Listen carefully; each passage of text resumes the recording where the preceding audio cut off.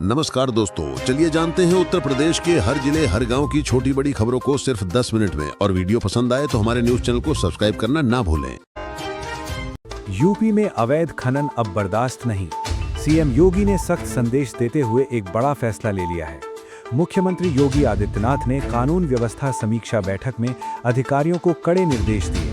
उन्होंने अवैध खनन रोकने के लिए विशेष टास्क फोर्स बनाने का आदेश दिया। साथ ही हर विकास खंड में साप्ताहिक चौपाल आयोजित करने का फैसला किया गया, जहां जनता की शिकायतों का मौके पर ही निपटारा होगा। मुख्यमंत्री ने बकरीद पर सार्वजनिक स्थानों पर कुर्बानी और सड़क जाम कर नमाज पढ़ने की अनुमति न देने के भी स्पष्ट निर्देश दिए। एक परिवार जो सियासत के लिए जाना जाता है, आज वो सिर्फ एक शोक संतप्त परिवार है। मुलायम सिंह यादव के छोटे बेटे प्रतीक यादव का 13 मई को 38 वर्ष की उम्र में अचानक निधन हो गया था। आज 25 मई को उनकी 13वीं है। 13वीं के निमंत्रण पत्र में अखिलेश यादव, डिंपल यादव, अपर्णा यादव और शिवपाल यादव समेत पूरे परिवार के नाम शामिल हैं। श्रद्धांजलि देने के लिए मुख्यमंत्री योगी आदित्यनाथ भी पहुंचे।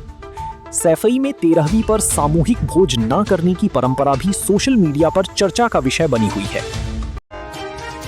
यूपी में चुनाव की तैयारी शुरू हो गई है और एक बड़े नाम का लखनऊ दौरा सबका ध्यान खींच रहा है। अगले साल होने वाले विधानसभा चुनाव से पहले राष्ट्रीय स्वयंसेवक संघ के सरसंघ चालक मोहन भागवत 3 दिवसीय दौरे पर लखनऊ पहुंचे हैं। आरएसएस के पूर्वी क्षेत्र के प्रशिक्षण वर्ग में शामिल होने के लिए आए भागवत के इस दौरे को राजनीतिक नजरिए से भी देखा जा रहा है। विधानसभा चुनाव की तपिश के बीच उनकी इस दौरे से बीजेपी की चुनावी तैयारियों को लेकर सियासी चर्चाएं तेज हो गई हैं। आम आदमी की शिकायत अब दफ्तरों के चक्कर लगाने की जरूरत नहीं, सरकार खुद आपके दरवाजे तक आएगी। सीएम योगी आदित्यनाथ ने आदेश जारी किया है कि यूपी के सभी 75 जिलों में हर सप्ताह विकास खंड स्तर पर विशेष जनता चौपाल लगाई जाएगी। इन चौपालों में जमीन विवाद, घरेलू हिंसा, पुलिस शिकायत, अवैध वसूली और सरकारी योजनाओं से जुड़ी समस्याओं का मौके पर ही समाधान किया जाएगा। अधिकारियों की मौजूदगी अनिवार्य होगी और हर शिकायत के त्वरित निस्तारण पर विशेष ध्यान दिया जाएगा। इंसाफ की मांग करना हक है, लेकिन जब हथियारबंद जवान सरकारी दफ्तर पहुंच जाएं, तो मामला अलग मोड़ ले लेता है। कानपुर में एक अस्पताल की कथित लापरवाही के कारण आईटीबीपी जवान की मां का हाथ काटना पड़ा। इस मामले में आईटीबीपी अधिकारियों की नाराजगी के बाद महज 36 घंटे में मेडिकल रिपोर्ट बदल दी गई और अब पुलिस मुकदमा दर्ज करने की तैयारी में है। डॉक्टरों के पैनल ने माना कि समय पर विशेषज्ञ की सलाह मिलती तो हाथ बचाया जा सकता था। वहीं 50 सशस्त्र जवानों के साथ कमिश्नर दफ्तर पहुंचे आईटीबीपी कमांडेंट के आचरण पर पुलिस कमिश्नर ने आईटीबीपी के महानिदेशक को पत्र लिखकर जांच की मांग की है। एक मां का हाथ बचाया जा सकता था, लेकिन वक्त पर इलाज न मिला और अब अस्पतालों पर गिरेगी गाज। कानपुर में आईटीबीपी जवान विकास की मां के हाथ काटे जाने के मामले में सीएमओ रिपोर्ट के आधार पर पारस और कृष्णा अस्पताल के खिलाफ मुकदमा दर्ज किया जा रहा है। रिपोर्ट में कहा गया है कि इलाज में देरी और कथित लापरवाही के कारण मरीज की स्थिति बिगड़ी और हाथ काटने की नौबत आई। डॉक्टरों के पैनल ने भी माना कि समय पर विशेषज्ञ की सलाह मिलती तो हाथ बचाया जा सकता था। पुलिस कमिश्नर ने आईटीबीपी के महानिदेशक को पत्र लिखकर कमांडेंट के आचरण पर भी आपत्ति जताई है। 2007 में जो फॉर्मूला काम आया था, क्या 20 साल बाद वही दांव फिर चल सकता है? उत्तर प्रदेश में लगातार चुनावी शिकस्त झेल रही बसपा के लिए 2027 का विधानसभा चुनाव बेहद अहम है। बसपा प्रमुख मायावती ने एक बार फिर अपना पुराना ब्राह्मण कार्ड खेलना शुरू कर दिया है। उन्होंने पार्टी नेताओं की बैठक में बसपा सरकार के दौरान ब्राह्मणों को दी गई हिस्सेदारी की याद दिलाई। हालांकि राजनीतिक विश्लेषकों का मानना है कि 2007 से 2027 की सियासी राह काफी अलग है और ब्राह्मण मतदाताओं को साधना इस बार आसान नहीं होगा।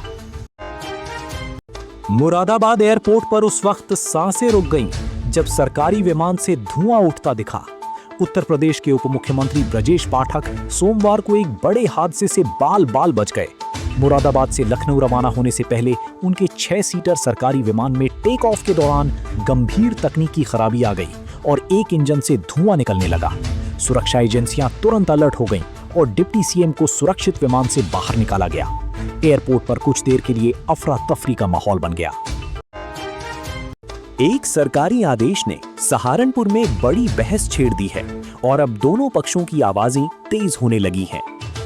उत्तर प्रदेश के सहारनपुर में मुख्यमंत्री योगी आदित्यनाथ के उस आदेश के बाद विवाद बढ़ गया है जिसमें बकरीद पर सार्वजनिक स्थानों पर कुर्बानी और सड़क जाम कर नमाज पढ़ने पर रोक की बात कही गई थी। मुस्लिम पक्ष ने इस आदेश पर आपत्ति जताते हुए इसे राजनीतिक बताया है। उनका कहना है कि ईद पर आमतौर पर सड़क पर नमाज नहीं पढ़ी जाती, फिर भी इस तरह के बयान जारी किए जाते हैं। यमुना की दुर्दशा पर जब शब्द काम नहीं आए तो एक युवक ने अनोखा रास्ता चुना। मथुरा के वृंदावन निवासी दीपक शर्मा ने यमुना की दुर्दशा और भ्रष्टाचार के खिलाफ अनोखे अंदाज में विरोध दर्ज कराया है। वे कॉकरोच का रूप धारण कर मथुरा वृंदावन नगर निगम के कार्यालय पहुंचे और जमीन पर लेटकर प्रदर्शन किया। इसके बाद वे यमुना किनारे भी पहुंचे, जहां गंदे नालों के पास उन्होंने इसी रूप में अपना विरोध जारी रखा। उनके इस अनोखे सत्याग्रह ने अधिकारियों से लेकर आम जनता सभी का ध्यान खींचा है।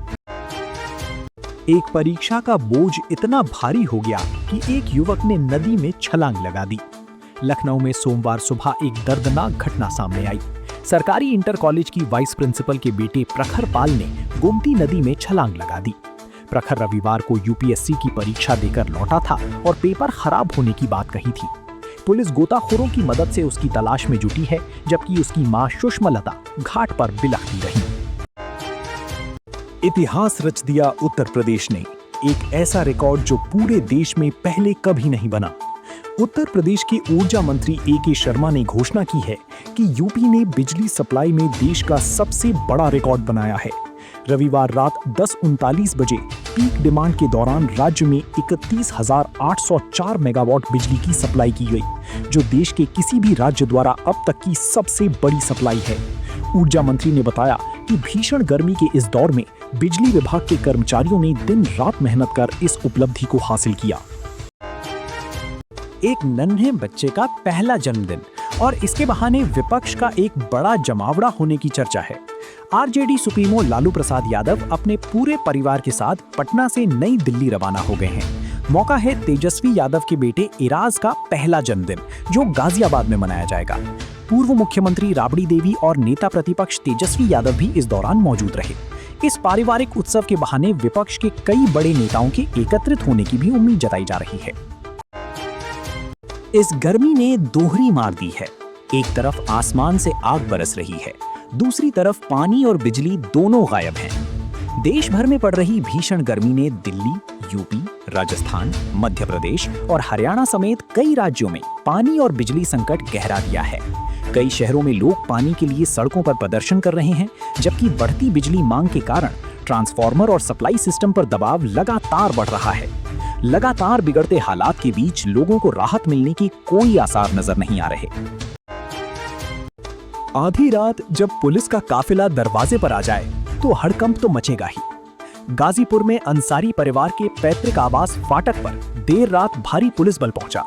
मऊ से विधायक अब्बास अंसारी पर सुप्रीम कोर्ट द्वारा तय की गई समय सीमा से अधिक दिनों तक रुकने का आरोप है। सुप्रीम कोर्ट ने 13 मई से केवल 3 दिनों की अनुमति दी थी। पुलिस ने उन्हें कारण बताओ नोटिस थमाया, जिसके बाद अंसारी परिवार ने नए अदालती आदेश की प्रति सौंपने के लिए 1 दिन का समय मांगा। 45 डिग्री की गर्मी में बिजली भी साथ छोड़ दे तो जीना कितना मुश्किल हो जाता है। गाजियाबाद में भीषण गर्मी के बीच बिजली संकट लगातार गहराता जा रहा है। शहर के कई इलाकों में अघोषित कटौती, बार-बार ट्रिपिंग और तकनीकी खराबियों के कारण कहीं 6 तो कहीं 8 घंटे तक बिजली गुल रही। बिजली विभाग सप्लाई सामान्य होने का दावा कर रहा है, लेकिन जमीनी हालात इससे बिल्कुल उलट बताए जा रहे हैं। जहां सुरक्षा मिलनी चाहिए थी, वहीं से मौत का साया निकला और अब पूरा सच सामने आने लगा है। वाराणसी के नमो घाट पर पर्यटक राजेश जायसवाल की लाठी डंडों और रॉड से पीटकर हत्या के मामले में पुलिस ने बड़ा खुलासा किया है। जांच में सामने आया कि सुरक्षा कंपनी बाबा विश्वनाथ ट्रेडर्स सिक्योरिटी ने बिना किसी बैकग्राउंड वेरिफिकेशन और कागजी कार्रवाई के अनधिकृत गार्ड्स को नौकरी पर रखा था। पुलिस ने 4 आरोपी सिक्योरिटी गार्ड्स के साथ साथ कंपनी के संचालक अनुज सिंह को भी गिरफ्तार कर जेल भेज दिया है। लखनऊ से एक ऐसी खबर आई है जिसने पूरे प्रदेश का ध्यान खींच लिया है। एक ऐतिहासिक किले और मंदिर को लेकर छिड़ा विवाद अब बड़े आंदोलन की शक्ल लेने लगा है। लखनऊ के मलिहाबाद स्थित कसमंडी कला में शुक्रवार को जुम्मे की नमाज के बाद हुए विरोध प्रदर्शन के दौरान पुलिस ने लाखन आर्मी के 15 सदस्यों पर मुकदमा दर्ज किया। पासी समाज का आरोप है कि ऐतिहासिक राजा कंस के किले और शिव मंदिर परिसर में मुस्लिम समाज द्वारा नमाज पढ़ी जा रही है और वहां मज़ारिम व उर्दू के शिलापट लगाए जा रहे हैं।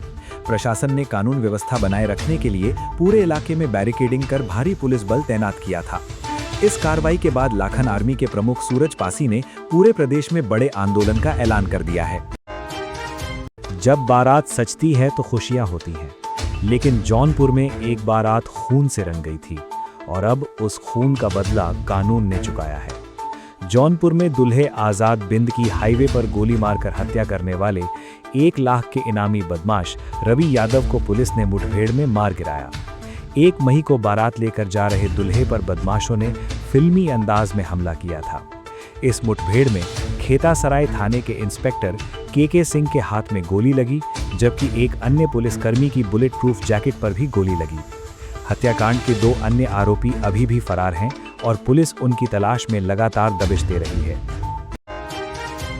जिस घर में 7 फेरे लिए थे, उसी घर में रची गई सबसे खौफनाक साजिश।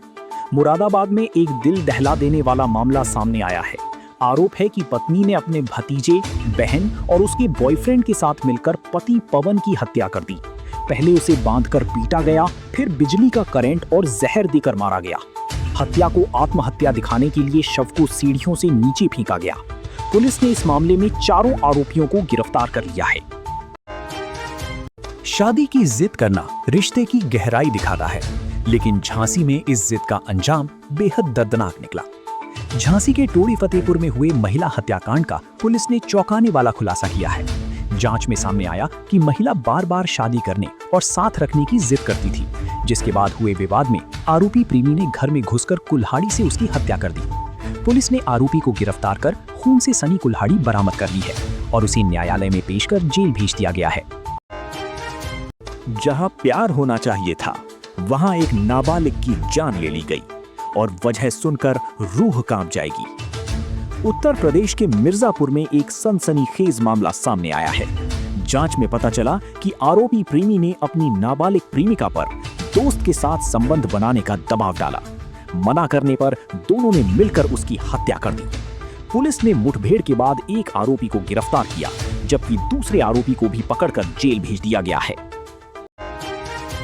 इंस्टाग्राम पर एक लाइक से शुरू हुई कहानी जो थाने की चौखट तक पहुंच गई। यूपी के महाराजगंज में एक अजीब मामला सामने आया है।